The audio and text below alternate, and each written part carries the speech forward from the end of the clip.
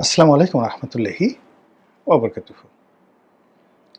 সম্মানিত দর্শক, আজকের যে প্রসঙ্গটি নিয়ে আলোচনা করব সেটি দ্বিতীয় বিশ্বযুদ্ধের ঘটনা ঘটেছিল জার্মানির মধ্যে, ফ্রান্সের মধ্যে এবং ইংল্যান্ডের মধ্যে।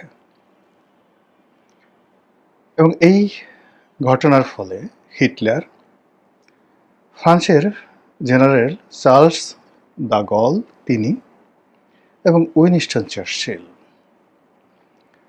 তারা যে ইতিহাস তৈরি করেছিল সেই ইতিহাসের মধ্যে কি করে ফ্রান্সের ইতিহাস নতুন করে রচিত হয়েছিল এবং যেখানে জেনারেল চার্লস দ্য গল একটা দেশকে, ফ্রান্সকে পালিয়ে গিয়ে কিভাবে আবার তিনি সেটিকে রক্ষা করেছিলেন সেই বিষয় নিয়ে আলোচনা করব।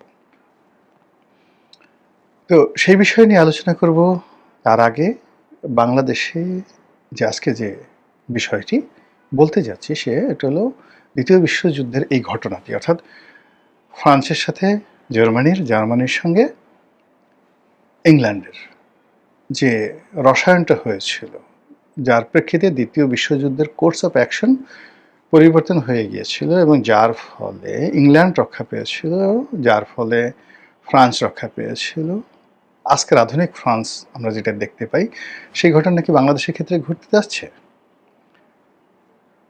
উইনস্টন চার্চিল যে ভূমিকা ওই সময়টাতে রেখেছিলেন সেটা কি নরেন্দ্র মোদী রাখতে যাচ্ছেন, নাকি নওয়াজ শরীফ, এই যে এখন যে শাহবাজ শরীফ, তিনি রাখতে যাচ্ছেন? আচ্ছা, জেনারেল চার্লস দ্য গল ইতিহাসে যে অমরত্ব লাভ করেছেন সেটা কি শেখ হাসিনা সেই জায়গাতে পৌঁছেন, নাকি তারেক রহমান সাহেব চার্লস দ্য গল হবেন? বাংলাদেশ কি আসলে ফ্রান্সের মতো একটা জায়গায় পড়েছে কিনা, এটা নিয়ে আলোচনা করব। বিষয়টা খুবই জটিল, খুবই সেন্সিটিভ, খুব সতর্কতার সাথে বলতে হবে যেন আপনারা ভুল না বোঝেন। আমি প্রাণান্তর চেষ্টা করবো যেন এই সহজ বিষয়টি, জটিল বিষয়টি সহজভাবে আপনাদের কাছে বলতে পারি। এই জন্য মহান আল্লাহর সাহায্য চাই। রব্বিশ্বরাহ লি সদরি ওয়া ইয়াসসির লি আমরি ওয়াহলুল উকদাতাম মিন লিসানি ইয়াফকাহু কওলি। হযরত মুসা আলাইহিস সালামের সেই দোয়াটি পড়ে নিচ্ছি যে, হে আল্লাহ, যে কথাগুলো বলতে চাই সে কথাগুলো সুন্দরভাবে, সাবলীলভাবে, বিমুগ্ধ উচ্চারণে আপনাদের কাছে বলতে পারি। আর এই কথাটা বলার জন্য যে সাহস দরকার, যে প্রশস্ত বুক দরকার, উদারতা দরকার, সেভাবে তুমি আমার বক্ষকে প্রসারিত করে দাও। আর যাদের উদ্দেশ্যে বলছি তারা যেন আমার কথাটা বুঝতে পারেন।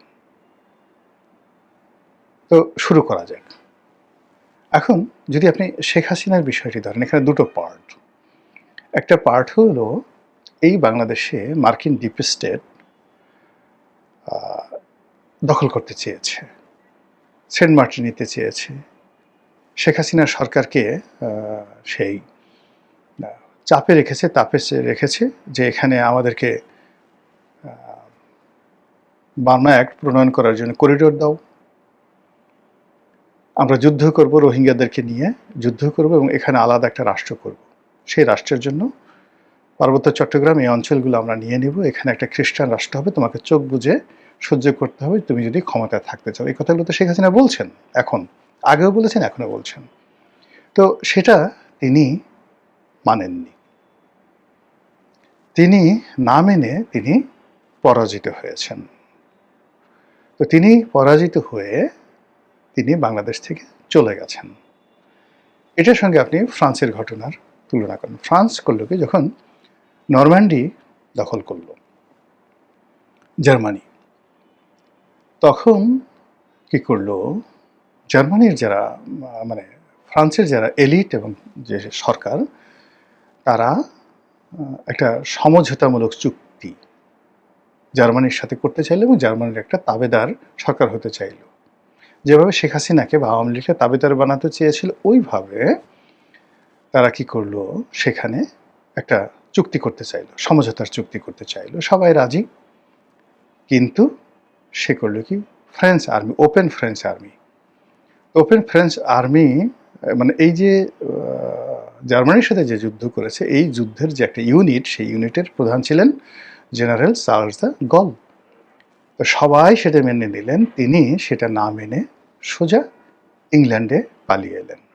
ধরুন শেখ হাসিনার মতো, শেখ হাসিনা দিল্লিতে গেছে, তিনি ইংল্যান্ডে পালিয়ে এলে তিনি উইনস্টন চার্চিলের আশ্রয় তিনি থাকলেন।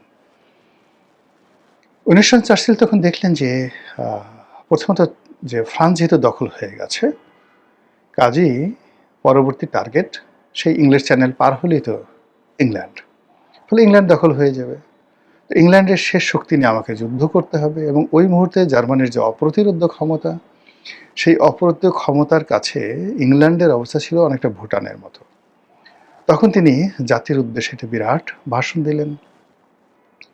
তো ভাষণ দিয়ে তিনি দেখলেন যে এই মুহূর্তে যদি আমেরিকা তখনও যুদ্ধে জড়ায়নি, এই মুহূর্তে যদি জার্মানির সাথে যুদ্ধ করতে হয়, তাকে এটা জনযুদ্ধ তৈরি করতে হবে। এবং তিনি সেই ভাষণে বললেন যে আমি নিজে রাইফেল হাতে রাস্তায় নেমে নেমে যুদ্ধ করব, এবং তিনি সেইভাবে অস্ত্র হাতে রাস্তায় নেমে পড়লেন।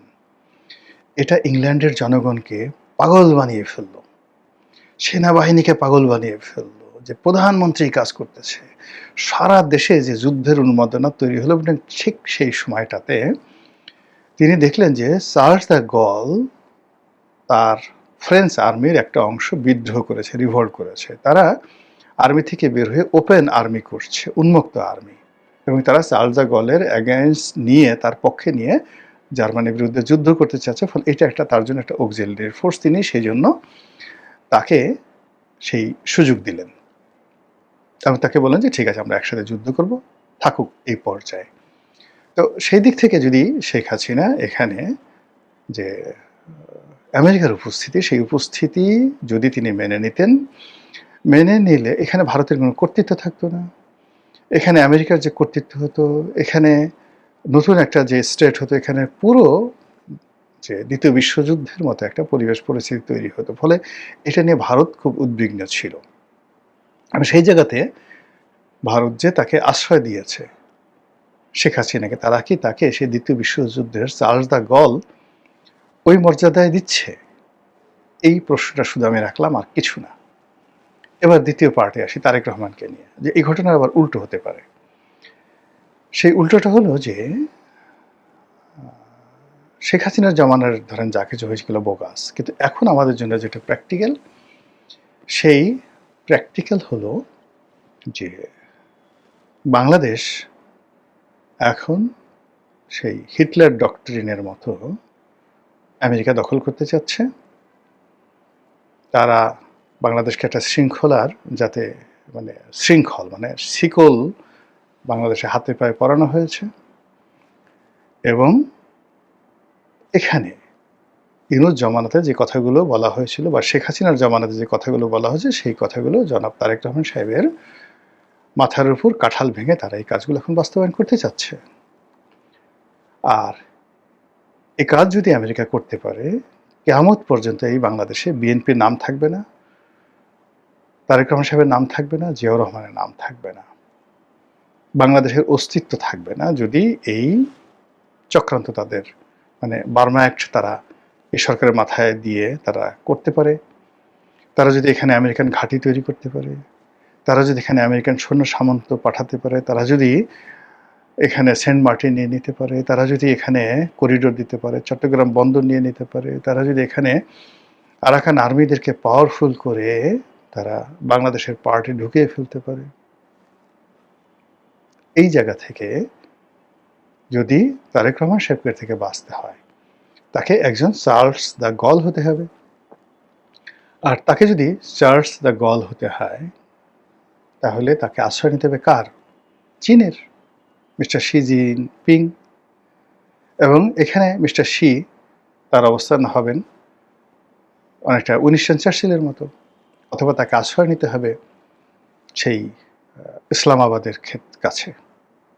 এবং এই চ্যানেলটা যদি তারা গ্রহণ করতে না পারে, অর্থাৎ বিএনপি গ্রহণ করতে না পারে, তাহলে ইতিহাসের আস্থা করে হারিয়ে যাবে। এর বাইরে মাঝামাঝি কোনো জায়গা নেই।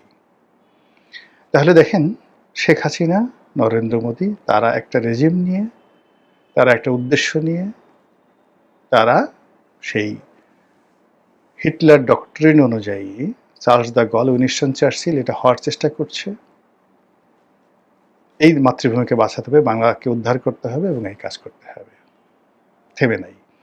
আবার অন্যদিকে এই যে আমেরিকার যে চালটা রয়েছে, এখানে আমেরিকাকে আপনি হিটলারের পর্যায়ে নিয়ে যেতে পারেন, ডোনাল্ড ট্রাম্পকে আপনি হিটলারের পর্যায়ে নিতে পারেন, এবং ওই সময়টাতে যে ফ্যাসিজম এবং নাৎসিজম যেভাবে ইউরোপকে তছনছ করেছিল, এখন এই পাক ভারত উপমহাদেশে এই বাংলাদেশের ভূখণ্ডকে কেন্দ্র করে আমেরিকার যে পলিসি, কথাবার্তা, আচার আচরণ যদি সেটার সঙ্গে তুলনা করেন, তাহলে শেখ হাসিনার বিপরীতে। শেখ হাসিনাকে আপনি যদি ভিলেন করতে চান, তাহলে তারেক রহমান সাহেব একজন চার্জ দা গল হতে হবে। এই দেশের মাটিকে ব্যবহার করে তাকে ওইভাবে রুখে দিতে হবে আমেরিকান আধিপত্যবাদ, এবং সেই আমেরিকান আধিপত্যবাদ রুখে দেওয়ার জন্য তার আশ্রয় লাগবে, প্রশ্রয় লাগবে। সেই প্রশ্রয় বেজিং, সেই প্রশ্রয় পাকিস্তান।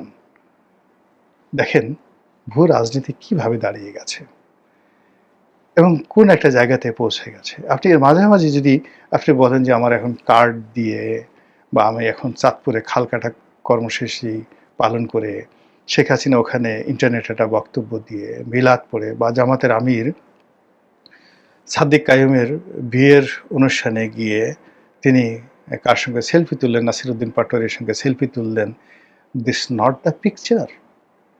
যে দৃশ্যগুলো আমরা এখন দেখছি এটা পিকচার নয়। আমরা এগুলি খুব ভাষা একটা জিনিস, সমুদ্রে সফেন ফেনার মতো।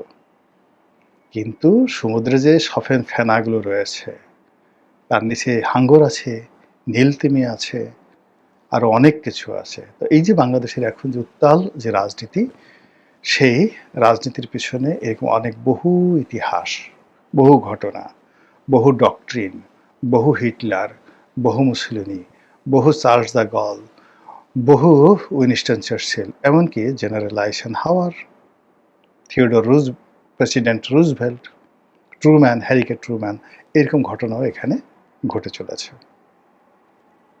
মহান আল্লাহ আমাদের সবাইকে হেদায়েত দান করুন, রহমত দান করুন, বরকত দান করুন। আসসালামু আলাইকুম ওয়া রাহমাতুল্লাহি ওয়া বারাকাতুহু।